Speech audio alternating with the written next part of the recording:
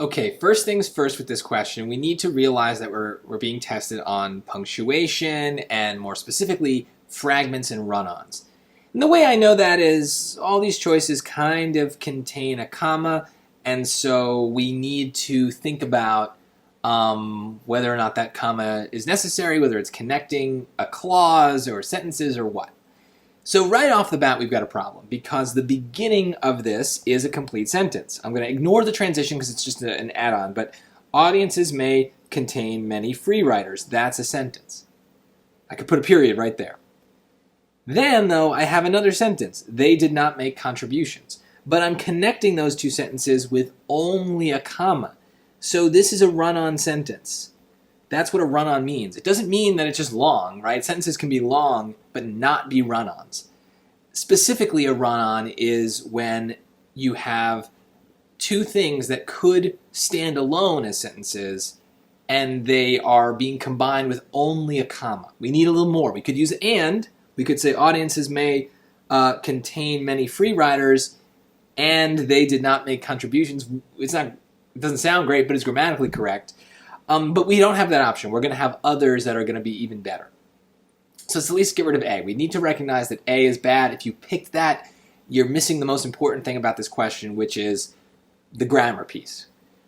From there, it gets tricky.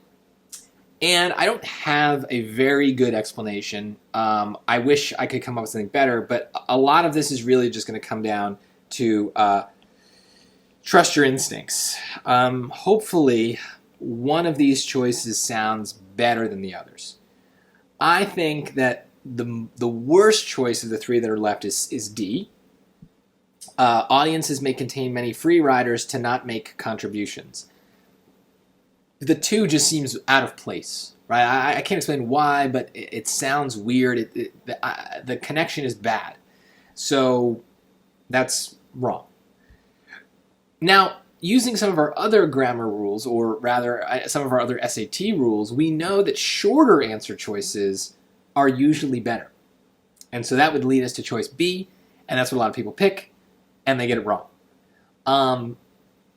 This is why, style rules sometimes are just more of a general guideline and not a hard and fast rule, because even though B is shorter, it is worse. It is just not as good.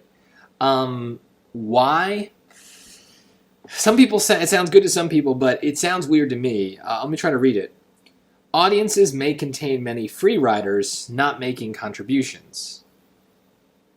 Something about this end piece is vague. Like, I know what they're trying to say, but as the reader, I feel like I'm doing the work, right? Most of the time when we read, the author is supposed to be doing the work of making it clear what they're saying, okay? That is not really happening in choice B. So even though it is shorter and we tend to know what they mean, it is not clear writing. The word who does make it clear that the people that are not making contributions are the free riders, that we're talking about those people. Again, you probably knew that anyway without that word, and that's what makes it so challenging, is you're like, I get it. Why do I need this extra word? But it is just an important connector word in this case. It allows us to attach this sentence, or this fragment, rather.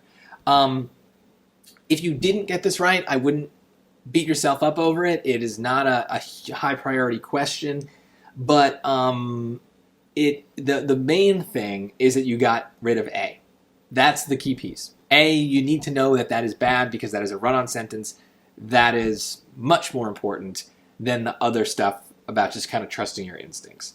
So hopefully that works, because that rule is going to come up, and you cannot just trust your instincts because it doesn't sound wrong necessarily. So we need to know the rule and look out for it specifically, or otherwise those things will slip by us.